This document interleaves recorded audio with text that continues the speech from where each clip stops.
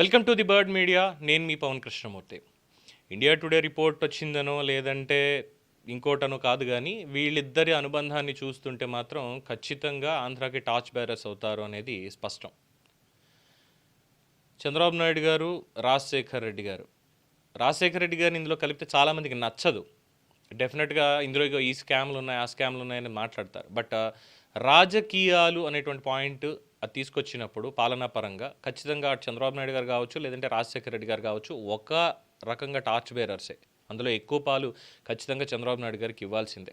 అంటే నేను ఈ పర్టికులర్ జంజీకి కూడా కనెక్ట్ అయ్యే విధంగా మాత్రమే చెప్తున్నానండి. నేను బిఫోర్ దట్ వెళ్ళి చెప్పాలి అంటే దానికంటే ముందు ఉమ్మడి రాష్ట్రంలో ఎన్టీ రామారావు గారు ఉన్నారు, ఇంకా చెప్పాలంటే చాలామంది ఉన్నారు, పివి నరసింహారావు గారిని ఇలా చెప్పుకుంటూ రావాలి. అందుకే నేను ఇక్కడికే కన్ఫైన్ అవుతున్నా. సో వాళ్ళ తర్వాత అదే కైండ్ ఆఫ్లో ఎలాగా ఉంటారు రాజకీయ నాయకులు అన్న దగ్గర జగన్మోహన్ రెడ్డి గారు వచ్చారు. ఆయన ఇంపాక్ట్, ఆయన టార్చ్ బేరర్ కాదు, ఆయన డెఫినెట్గా టార్చ్ బేరర్ కాదు. ఎందుకంటే నేను మాట్లాడితే బటన్ నొక్కాను, 2,74,000 కోట్లు పంపిణీ చేశాను అనేటువంటి ఒక పాయింటే పట్టుకున్నారు తప్పితే ఎన్ని డొల్ల పనులు ఉన్నాయి, ఎంత లొసుగులు ఉన్నాయి, ఎన్ని స్కాములు ఉన్నాయని చాలా స్పష్టం అక్కడ, రైట్? అలాగే వ్యక్తిగత సంబంధ బాంధవ్యాలు, ఒక మనిషికి ఇంకో మనిషికి సంబంధించి రాజకీయంగా ఎన్నన్నా విభేదించవచ్చు, ఏమన్నా చేయొచ్చు, బట్ ఒక మనిషి మీద ఉండేటువంటి గురి, సో వీళ్ళిద్దరికీ అది చాలా పర్ఫెక్ట్గా కనెక్ట్ అయింది. గతంలో రిఫ్ట్ వచ్చినటువంటి మాట వాస్తవమే. 2014లో ఎన్నికైన తర్వాత పవన్ కళ్యాణ్ గారు ఎన్డీఏ నుంచి బయటికి రావడం, తెలుగుదేశం పార్టీ ఎన్డీఏ నుంచి వచ్చేయడం, పవన్ కళ్యాణ్ గారు అటు లోకేష్ గారు ఇద్దరు ఒకళ్ళ మీద ఒకళ్ళు ఆరోపణల పర్వం నడిచింది అబద్ధ ప్రచారంతో. దాన్ని సరిదిద్దుకుని వచ్చారు. 2019 ఎన్నికల్లో ఓడిపోయినప్పటికీ కూడా కలిసి ప్రయాణం చేశారు. ఇరుపక్షాలది ఒకటే స్టాండ్. ఆయన వారాహి అని, ఈయనేమో యోగాళం అని స్టార్ట్ చేశారు. రాష్ట్రం కోసం ముందడుగేశారు. ఇక్కడి వరకు ఓకే. అధికారంలోకి వచ్చారు. పవన్ కళ్యాణ్ గారు ఉప ముఖ్యమంత్రి, ఇంకొక 4 శాఖలు ఆయన అండర్లో పనిచేస్తున్నాయి, దాదాపు 5 శాఖల వరకు. లోకేష్ వచ్చేసి విద్యాశాఖ మంత్రి, అలాగే ఐటీ, ఈ 2 ఆయన చూసుకుంటున్నారు. ఇద్దరి పనితీరు బేరీజ్ వేసుకున్నప్పుడు కంపారిటివిటీ అనేది లేదు, డెఫినెట్గా కంపేర్ చేయడానికి లేదు. ఈయన పంచాయతీరాజ్ అయినా, అటవీ శాఖ అయినా, పర్యావరణం అయినా, ఉప ముఖ్యమంత్రిగా అయినా ఈయన బాధ్యతలని ఈయన టోటల్గా ప్రక్షాళన చేయాలి మొత్తం విద్యా వ్యవస్థని అనేటువంటి దగ్గర ఆయన, అలాగే రాష్ట్రానికి కంపెనీలు తీసుకురావాలనేటువంటి పాయింట్లో ఆయన ఇద్దరు పనిచేస్తున్నారు. మరి వాళ్ళిద్దరి మధ్యలో స్నేహం అనేది ఎలా ఉంటుంది అంటే, లోకేష్ ఒక మాట మాట్లాడారు, ఒకసారి వీడియో చూడండి. మొదటిసారి కలిసింది ఐ థింక్ 2014 ఎన్నికల పోలింగ్ తర్వాత రిజల్ట్స్ ముందల. ఆ రోజు హైదరాబాద్లో గౌరవ ముఖ్యమంత్రి చంద్రబాబు నాయుడు గారు పవన్ భోజనానికి పిలిచారు. అప్పుడు కూర్చుని ఫస్ట్ టైం నేను ఆయన చూస్తాం, దాని ముందర ఎప్పుడు సినిమాల్లో చూసిన వాడిని, సో ఫస్ట్ టైం రియల్ లైఫ్లో చూసా. కానీ నాకు లాస్టింగ్ ఇంపాక్ట్, మనం ఎంతోమంది కలుస్తాం మన జీవితంలో, కానీ ఒక వ్యక్తి ఒక ఇంప్రెషన్ మన పైన ఉంటుంది. ఒక వ్యక్తిని చూసిన తర్వాత వాళ్ళ ప్రవర్తన వల్ల అదంతా. అది నేను గౌరవ ముఖ్యమంత్రి చంద్రబాబు నాయుడు గారిని రాజమండ్రిలో జ్యుడిషియల్ రిమాండ్లో పెట్టినప్పుడు ఆ రోజు పవన్ అని వచ్చారు. I think 3rd day 4th day.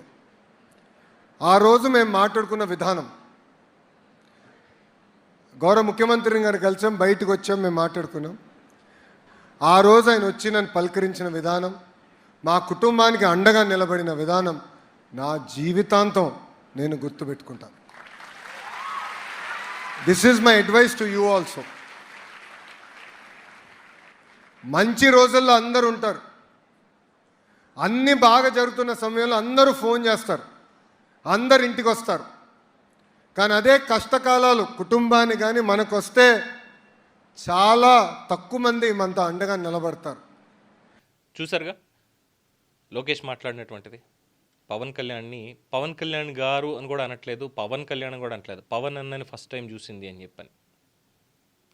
అందులోనూ మనం మంచిగా ఉన్నప్పుడు మనతోటి ఉన్నా లేకపోయినా ఎవరు పట్టించుకోరు, కానీ మనం గుర్తించాల్సింది, మనం గౌరవించుకోవాల్సింది, గుర్తుపెట్టుకోవాల్సింది, మనం ఎప్పుడైతే కష్టకాలంలో ఉన్నామో మన తోడు ఎవరు నిల్చున్నారు అనేటువంటిది ఆలోచించాలి. వాళ్ళే మన నిజమైనటువంటి ఆత్మబంధువులు అనేటువంటి మాట. సో ఆ ఈక్వేషన్ చాలు, వాళ్ళిద్దరూ కూడా స్టేట్ని ఏ విధంగా ముందుకు తీసుకెళ్తారు అనేటువంటిది, భవిష్యత్తుకి, రాష్ట్ర భవిష్యత్తుకు కూడా వాళ్ళిద్దరు ఖచ్చితంగా అలా బలంగా నిలబడిపోతారని. దీనికి హరీష్ ఆర్ మీనన్ గారని స్నేహితులు రచయిత, గొప్ప రచయిత, ఆయన అన్నటువంటి మాట, చాలామంది పొలిటికల్ లీడర్స్ ఇచ్చిన పబ్లిక్ స్పీచ్లు చూశాను కానీ ఏ రోజు కళ్ళలో నీళ్లు రాలేదు. నారా లోకేష్ ఎంత నిజాయితీగా మాట్లాడారు మీరు. మీ మాటలు విన్నాక కళ్ళల్లో తడి చేరింది సార్. రాజకీయాలకి అవతల మాకంటూ ఓ జీవితం ఉంది, మేము కూడా మనుషులమని ఎంత హృదయంగా చెప్పారు. పవన్ కళ్యాణ్ గారు కీప్ ఇన్స్పైరింగ్ అస్ సర్జీ అని ఇద్దరికీ కూడా అభినందనలు తెలియజేస్తూ, చాలా గొప్ప రచయిత ఆయన. ఆయనే కాదు, ఈరోజు ఈ వీడియో చూసిన తర్వాత చాలామంది పవన్ కళ్యాణ్ గారికి లోకేష్ ఇస్తున్నటువంటి ఆ మర్యాద కానీ, గౌరవం కానీ, అలాగే ఆ ఆత్మీయత కానీ, వాళ్ళిద్దరి మధ్యలో ఉన్నటువంటి ఒక బాండ్ని ఏ విధంగా ఎస్టాబ్లిష్ చేస్తున్నాయి అనేది చర్చించుకుంటున్నారు. అందుకేనేమో నరేంద్ర మోడీ గారు కూడా అటు పవన్ కళ్యాణ్ గారికి ఇచ్చేటువంటి వెయిటేజే ఇటు లోకేష్ కూడా ఇస్తూ ఉండడం, ఇద్దరిని కూడా కలుపుతూ ఉండడం. ఈ పాలిటిక్స్లో ముఖ్యంగా కేంద్రం తీసుకునేటువంటి నిర్ణయాల్లో వాళ్ళ యొక్క అభిప్రాయాలు కూడా తీసుకుంటూ, వాళ్ళని కూడా అందులో ఇంక్లూడ్ చేస్తూ, ఒక యువ భారతాన్ని నిర్మించేటువంటి క్రమంలో వీళ్ళని కూడా దాంట్లో ఒక పార్ట్ కింద చేయడం అనేది, వాళ్ళిద్దరూ వాళ్ళని వాళ్ళు ట్రాన్స్ఫార్మ్ చేసుకొని ఒక స్టాండ్ మీద నించొని ఆంధ్రప్రదేశ్ అభివృద్ధి, తద్వారా దేశ అభివృద్ధే మా ప్రాధాన్యత అని చెప్పడం చాలా అద్భుతం. ఏమంటారు? దీని మీద మీ అభిప్రాయాన్ని కామెంట్స్ రూపంలో తెలియచేయండి. చూస్తూనే ఉండండి ది బర్డ్ మీడియా.